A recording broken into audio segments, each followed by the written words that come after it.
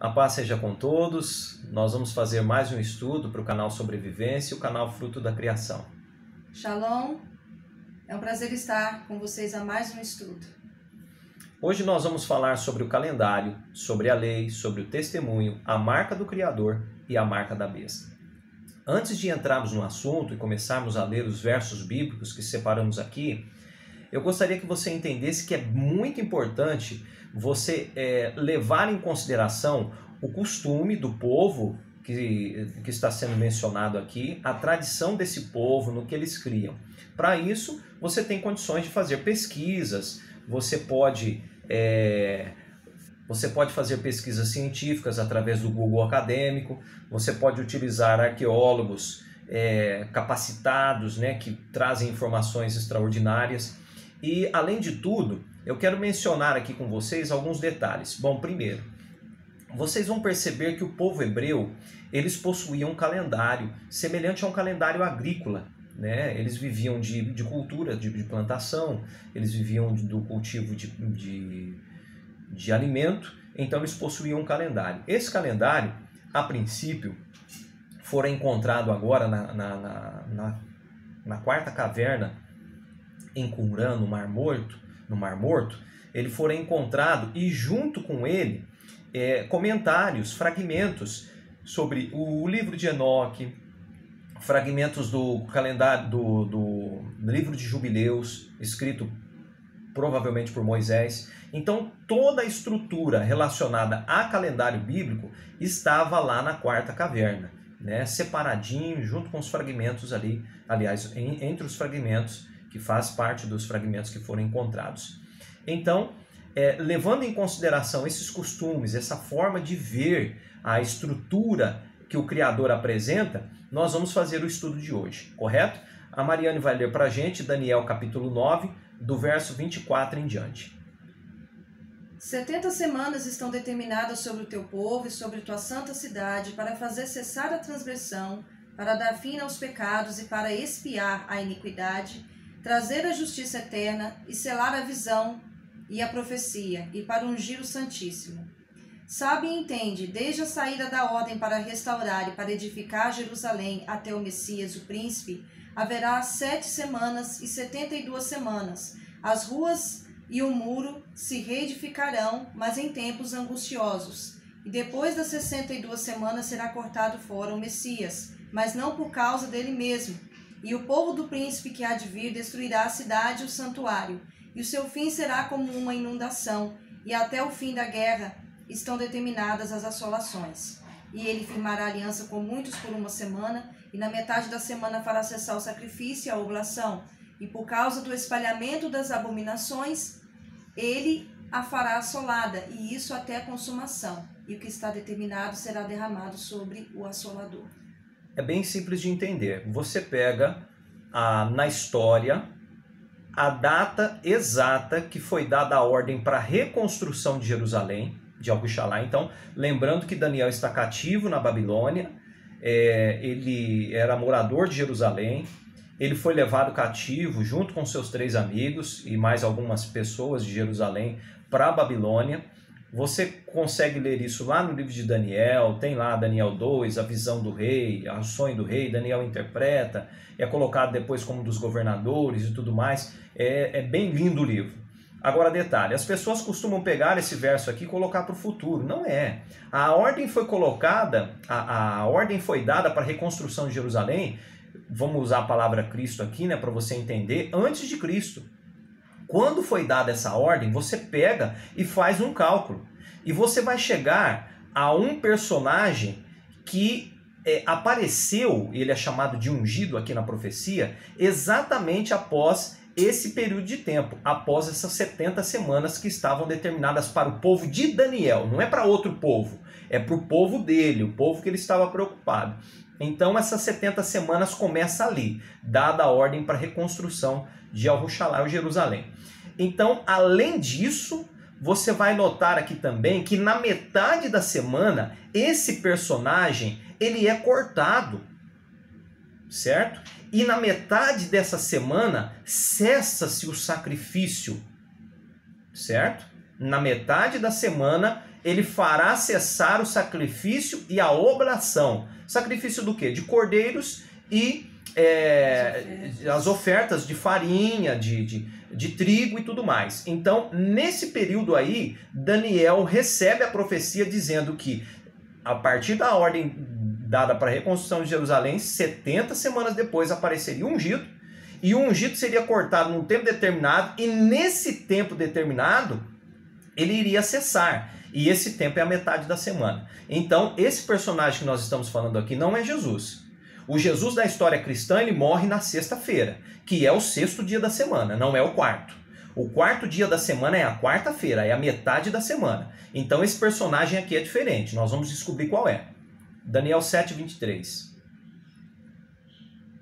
Assim ele disse: o quarto animal será o quarto reino da terra, o qual será diferente de todos os reinos, e devorará toda a terra, e a pisará aos pés, e a fará em pedaços. E os 10 chifres são os 10 reis que se levantarão para fora daquele mesmo reino. E depois dele se levantará outro, o qual será diferente dos primeiros, e humilhará e subjugará a 3 reis. Proferirá palavras contra o Altíssimo, e consumirá os santos do Altíssimo, e cuidará em mudar os tempos e a lei, e eles serão entregues na sua mão, por um tempo, tempos e a metade de um tempo. Então, esse quarto animal, ele ia subjugar o mundo de tal maneira que ele ia mexer no tempo e na lei. E ele iria entregar, ou seja, ia pisar os servos do Altíssimo, ia consumir com os santos do Altíssimo e tudo mais. Então, você pode identificar quem foi esse reinado, certo? Na história, você consegue analisar, o próprio livro de Daniel te dá pistas claras para isso. E nós percebemos que exatamente é o reinado de Roma. No reinado de Roma, você vai perceber que esse quarto animal feroz, né, diferente de todos os outros, ele pisa a lei. Nós vamos mostrar lá embaixo para vocês que a lei referente aqui não são os 10 mandamentos. Todo mundo prega por aí que são os 10 mandamentos. Não são só os 10 mandamentos somente. Né? A lei, a palavra aqui seria a Torá. A Torá não se refere aos 10. A Torá se refere a todos os mandamentos que o Criador passou para Moisés, para que Moisés escrevesse e desse ao seu povo. E detalhe, ele iria mudar os tempos. Mas como assim? Como que ele ia mudar o tempo? Ia passar a noite para o dia para a noite? Não. Calendário. O povo hebreu recebeu de Moisés um calendário com festividades, um calendário com dias santos, um calendário que identificava o dia sagrado da semana e as festividades sagradas durante um ano. E o que esse rei fez? O que esse poder político-religioso. O que ele fez? Ele mudou o tempo e a lei. E tudo foi entregue. Né? E nós vamos ver aqui embaixo que o que ele fez prosperou. Daniel 8:10. E se engrandeceu até contra o exército do céu, e alguns do exército e das estrelas. Lançou por terra e os pisou. E se engrandeceu até contra o príncipe do exército, e por ele foi tirado o sacrifício contínuo, e lugar do seu santuário foi lançado por terra.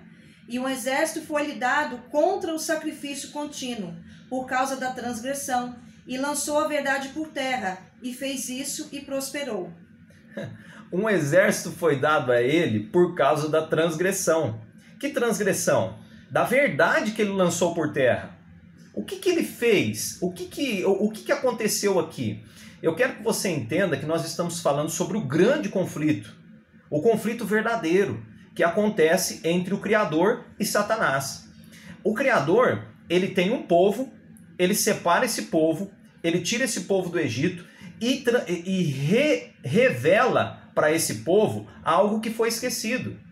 Se você for observar Enoque, segundo os fragmentos encontrados no Mar Morto, e se você for fazer estudos, Roma, por exemplo, separou essa Bíblia que nós usamos.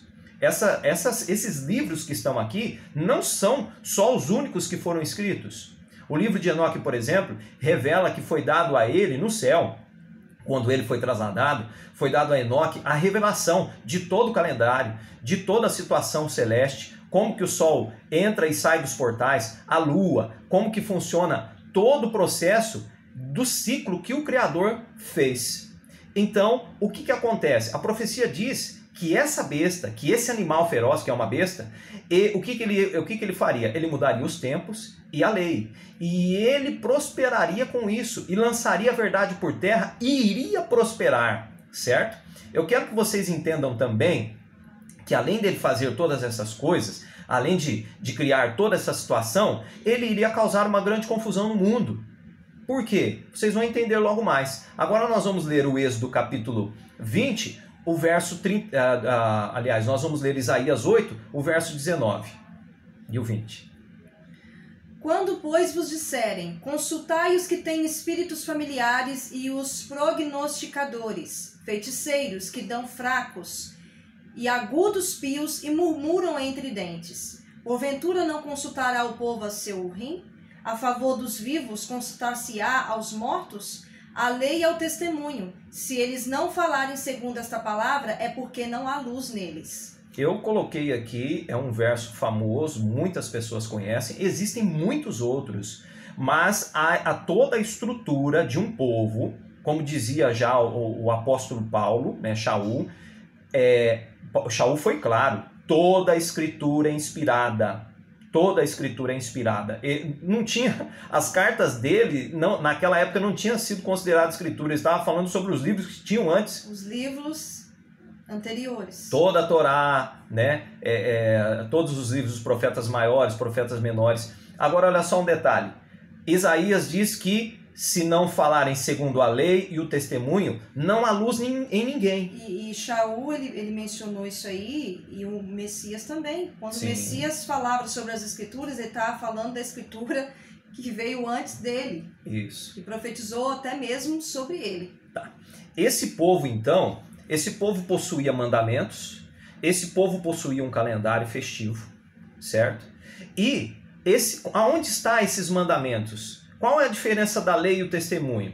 Se você for ler depois, você tem a oportunidade de consultar a Escritura, você pega de Êxodo 20, do capítulo 20 ao capítulo 31, e você vai observar o seguinte: o Criador, ele dá a Moisés muitas leis, não são só 10. No capítulo 31, verso 18, lê aqui pra gente, Mariane, por favor. E deu a Moisés, quando acabou de falar com ele no Monte Sinai, as 2 tábuas do testemunho, tábuas de pedra, escritas pelo dedo do Criador. Então, é um testemunho contra o povo. Daquilo que Deus não gosta, o Criador não gosta, ele entregou nas mãos de Moisés. Então, ali, se você for ler para trás, tudo que ele falou foi o que ele escreveu. Está bem claro ali no começo do verso 20. Ele dá a lei, o povo vai, peca, ele desce, sobe de novo Moisés lá no monte, e o Criador diz para ele lá por volta do capítulo, se eu não me engano, do capítulo 30, por volta do capítulo 30 de Êxodo, não, capítulo 30 não, bem atrás, né?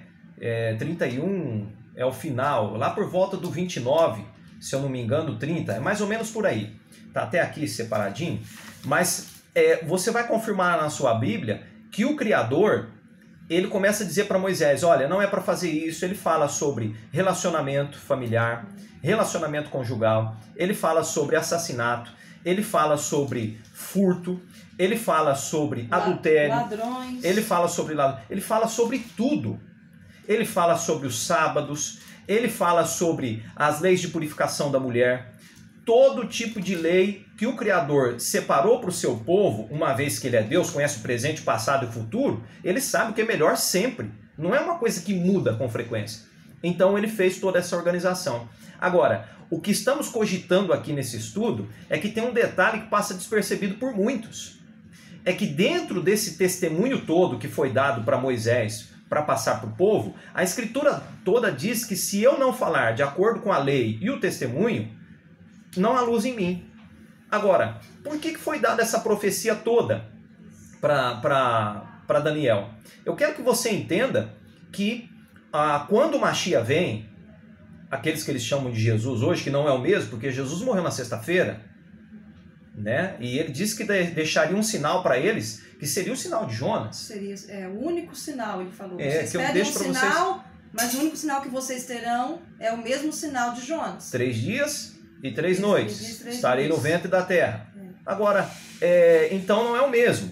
Ué, se o camarada, o Jesus ressuscitou no domingo, não passa, não dá 3 dias e 3 noites. Não dá nem 2 dias completos. Correto. Agora, tem um outro detalhe importante ali, né, que nós vamos entender agora a partir da leitura do Apocalipse. Então você identificou a primeira besta, né? Você tem uma besta lá no passado, o quarto animal, que é uma besta feroz, né? E agora nós temos uma estrutura aqui no Apocalipse parecida.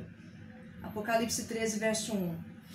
E eu me postei de pé sobre a areia do mar, e vi proveniente de dentro do mar uma besta feroz subindo, tendo 7 cabeças e 10 chifres, e sobre seus chifres 10 diademas reais, e sobre suas cabeças um nome de blasfêmia.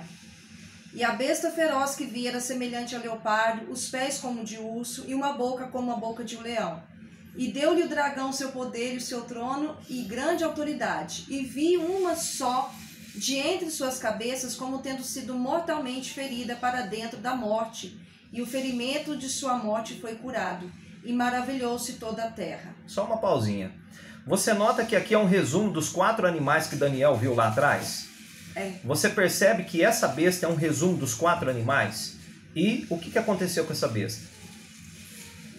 E todos adoraram o dragão, que deu autoridade à besta feroz, e também adoraram a besta feroz, dizendo: quem é semelhante à besta feroz? Quem pode guerrear contra ela? E foi dada a ela uma boca que está proferindo grandes coisas e blasfêmias, e foi dada a ela autoridade para continuar 42 meses. E ela abriu sua boca para dentro da blasfêmia contra o Rim, para blasfemar do seu nome e do seu tabernáculo, e daqueles que dentro do céu estão habitando. E foi permitida a ela fazer guerra contra os santos e os vencer. Também lhe foi dada autoridade sobre toda a tribo, língua e nação. Vamos fazer uma pausa. Bom, lembra que lá no passado Daniel profetizou que a besta ia jogar por terra todo o tempo e toda a lei, todo o testemunho que ele ia jogar por terra? Exatamente isso. Essa besta descrita aqui faz o mesmo processo. Além disso, é acrescentado aqui que ela ia blasfemar contra o nome do Criador, né? E ia fazer o quê? Blasfemar contra o tabernáculo dele. Mas como que ela vai fazer isso? Você vai entender que no Concílio de Trento, o papado, os romanos, fizeram um concílio, mudaram a data da Páscoa no concílio, escolheram atributos à divindade de Cristo. Quem que é Cristo? Constantino, sob a cruz de Cristo, ele ganhou muitas guerras.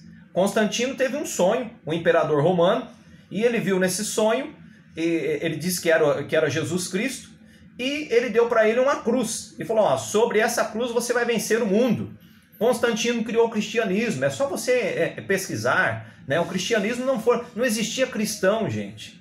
A palavra J, ela é contemporânea agora aos nossos tempos, ela não existia na época. Esse camarada, esse personagem não é o Jesus. Jesus é outra coisa, é outro camarada. Jesus é um ser cristão que criaram, que aboliu a lei, aboliu a Torá, que fez uma série de coisas, e alguns cristãos ainda ficam brigando hoje sobre guarda do sábado. Não é a mesma pessoa, não se refere ao mesmo ser. O personagem que morreu no 4º dia da semana, que cessou o sacrifício, nós vamos entender logo mais aqui no estudo, não é o mesmo. Alguns imperadores que veio antes de Constantino já estavam começando a mexer os pauzinhos para poder colocar essa religião, instituir essa religião, para poder fazer uma mudança drástica no tempo e na lei do Criador.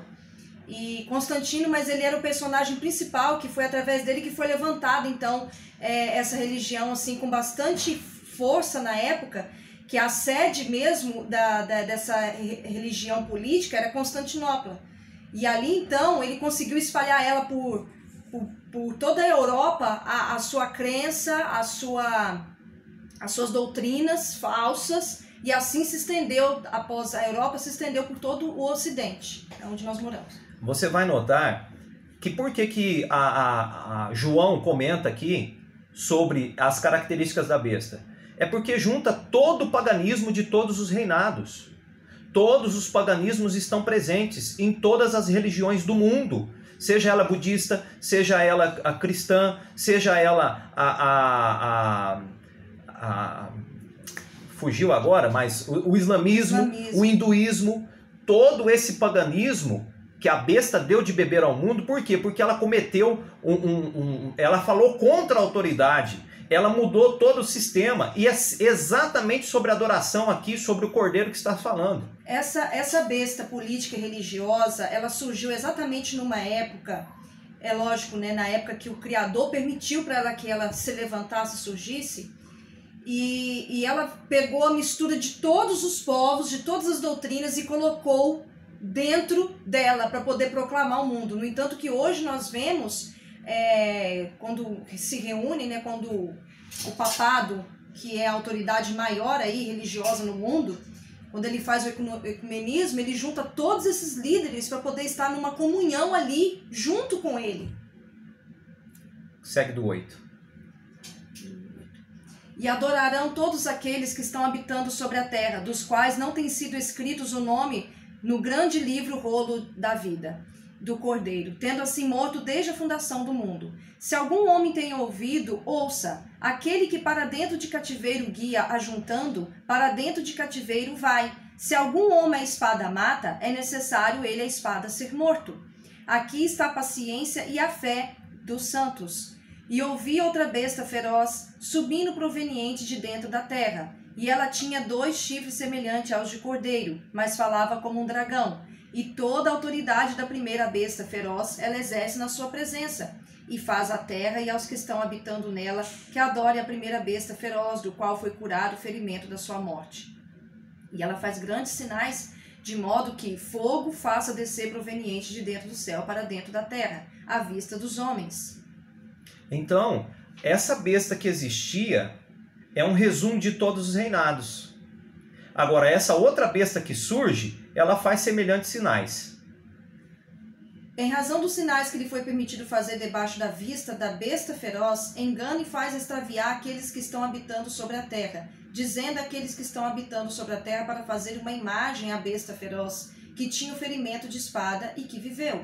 E lhe foi concedido dar fôlego à imagem da besta feroz, a fim de que também falasse a imagem da besta feroz e que fizesse a todos e quaisquer homens que não adorassem a imagem da besta feroz, que fossem mortos. E faz a todos, pequenos e grandes, ricos e pobres, livres e escravos, que elas lhe dê uma marca sinal sobre a mão direita deles ou sobre as suas testas, a fim... Uma pausa. Êxodo 12 e 13, principalmente o 13, é muito claro. O Criador deixa muito claro o engano de todos os tempos. Ele diz assim: quando o seu filho em geração, o seu primogênito, o primogênito representa a herança espiritual da casa. Quando o seu filho primogênito em gerações futuras perguntar para você que rito é esse, que é o Pessa, que rito é esse, você vai dizer para eles: esse é o sinal que deve ficar na sua mão e por entre os seus olhos, para que você não se esqueça das leis que eu te dei. Esse é o sinal que eu coloco em você. E esse sinal é um sinal que é para ser colocado de geração em geração. Então esse é o sinal do Criador. A festividade do Pessa, no dia correto, da forma correta, observando o calendário que foi jogado... No horário correto também. Observando o calendário que foi jogado por terra, é o sinal. É exatamente sobre essa ferida, é exatamente essa imagem que é restaurada. Lá no passado, eles jogaram por terra o calendário do Criador, o que fez prosperou, e agora, quando essa besta ressurge, no concílio de Nicéia, ela muda a data da Páscoa, muda todo o contexto da Páscoa e faz com que você receba o sinal da besta. 17. E a fim de que nenhum homem possa comprar ou vender, exceto aquele que tem a marca sinal, ou o nome da besta feroz, ou o número do nome dele. Aqui a sabedoria está. Aquele tendo entendimento, compute o número da besta feroz, porque é número de um homem. Olha só, esse número 666, ele não existe. Quando você pega essa tradução no grego, você vai encontrar escrito assim. No lugar do 666 está escrito exatamente assim. Preste atenção. Primeiro, uma cruz romana está ali no lugar do primeiro número. No lugar do segundo 6 está uma serpente imponente, ereta, com 2 voltas. E no lugar do terceiro 6, uma serpente falando em posição de ataque. Então, todas as pessoas que receberem o sinal da cruz romana, da serpente com 2 voltas e a serpente falando em posição de ataque, essas pessoas estão com o sinal da besta. E fica fácil de identificar qual que é esse sinal. O sinal, ele é um símbolo representando a doutrina da besta. Isso, que é a cruz, falsa, né? A cruz de Constantino, que é colocado no lugar do madeiro. Para quem não pesquisou ainda vai ver que o Machia, o verdadeiro, ele morreu numa estaca, não foi numa cruz. Não foi em algo cruzado, e sim num poste. Nesse objeto aí que é colocado como 66, certo? Agora nós vamos ler o Apocalipse 16:6 para nós termos uma compreensão melhor. 14:6. 14:6, perdão. E vi outro anjo voando no meio-dia do céu, tendo o evangelho eterno para pregar boas novas àqueles habitando sobre a terra, mesmo a toda nação e tribo, língua e povo, dizendo em grande voz: temei a Iá e dai-lhe glória, porque veio a hora do seu ato de julgar. E adorai aquele, havendo feito o céu e a terra e o mar e as fontes das águas. Primeiro, o Criador fez a semana em 7 dias. Esse é o verdadeiro Criador. O mensageiro aqui, ele está voando pelo meio do céu e ele está dando um anúncio para que o povo se volte, para que não receba o sinal da besta e que volte a adorar o Criador verdadeiro, aquele que fez o céu, o mar e a terra e a fonte das águas. Nós estamos falando